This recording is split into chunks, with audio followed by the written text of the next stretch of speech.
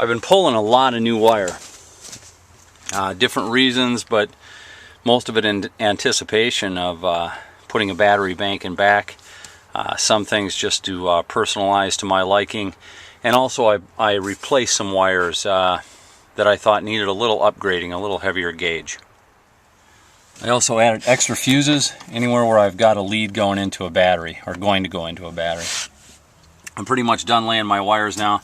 I'm going to tape them all down and then make everything right again, cover them back up. Let me show you some of the things that I added on. Using one of my boat trolling motor batteries temporarily just to do some testing. First thing I put on was a battery disconnect. For a vehicle that might sit for a long time like this one and has a lot of different leads going out and a bigger chance of something being left on, I put a battery disconnect so I can just totally shut the battery off from the vehicle. I don't have to worry about draining the starter battery down. I also added a battery isolator, which is a great upgrade, just to kind of isolate and protect the starting battery, but I'll still be able to charge both the starting battery and my auxiliary batteries while I'm driving.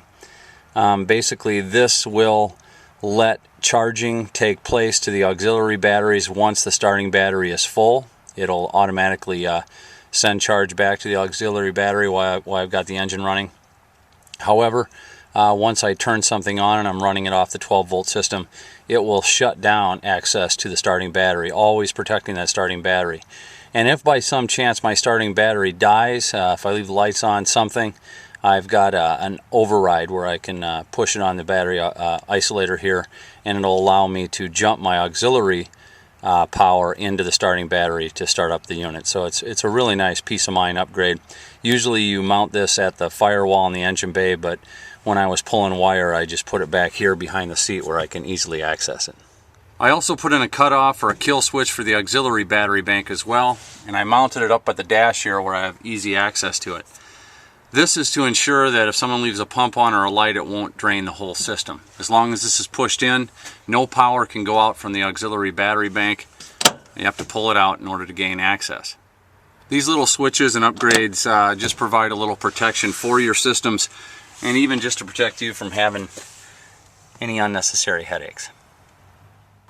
As I had pointed out in an earlier vid, the caulking job on this thing was horrible. It was really the worst sloppy job I've ever seen.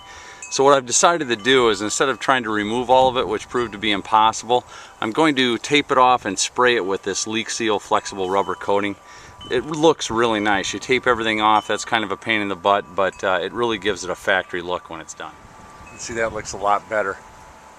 And it covers up all that crappy caulking. I'm going to do the same thing with the trim on the door window. I filled in some of these cracks with filler, and then I'm going to spray on the rubber coating. Real light.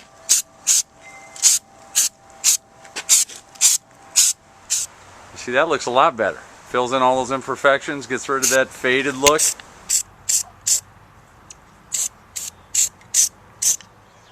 All of the hatches and side compartments still have the original 70s carpet in them, and it's actually in pretty good shape. Now, carpeting is great for sound deadening, and it also has insulative qualities to it, but at the same time it attracts a lot of dirt, dust, and smells. So I'm not really interested in it. I'm going to pull this out, put something more up to date in there. I could probably put this on eBay and some old hippie will buy this for his bedroom. I just laid the old carpeting out on top of the fatigue pad that I'll be using to provide the new floor. There we go. All the sound deadening and insulation without all the stink and dirt. As long as I'm tearing up the carpet and going over these areas, I'll take the time to fill up any gaps with expanding foam just to insulate it.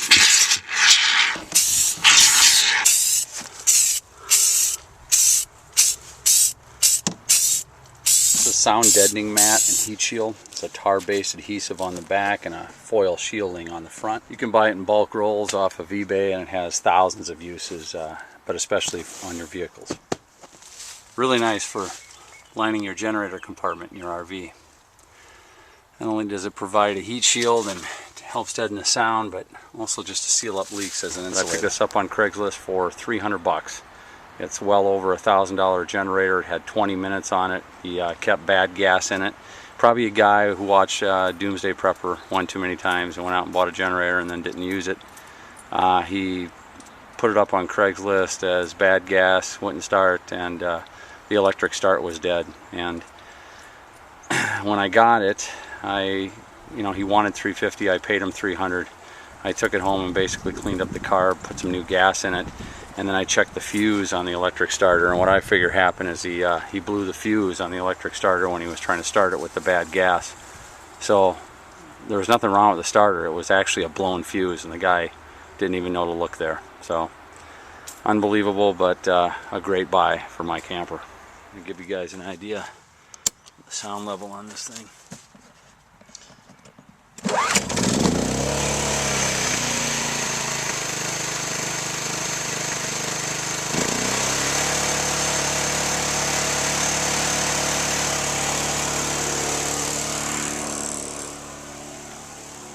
So with it set up right behind the cab,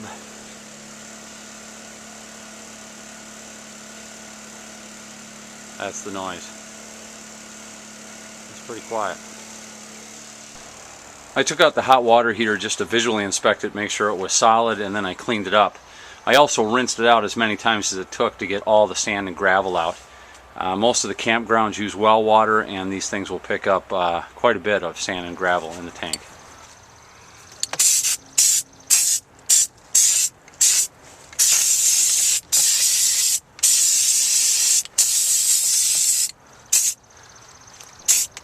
Line the wheel well in the water heater compartment with insulation.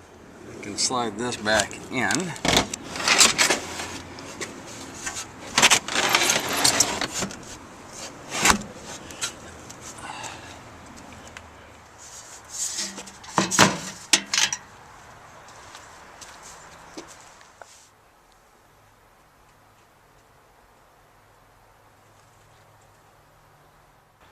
The taillights presented a bit of a problem for me. The lenses were sun cracked and clouded up. I went to see if I could replace the lenses, but that business had long gone out of business.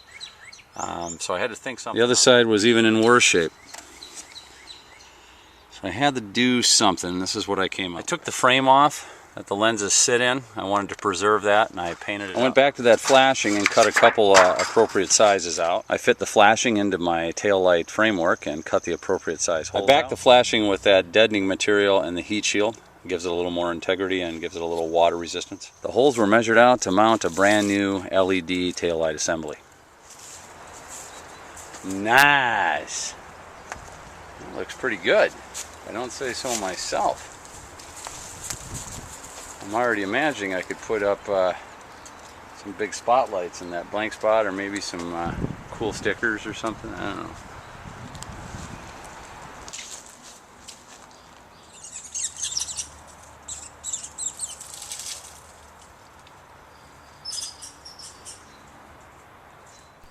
Well, I'm going to cut this vid off here. I am now moving on to the front overhead bunk, where I'm doing some extra insulating.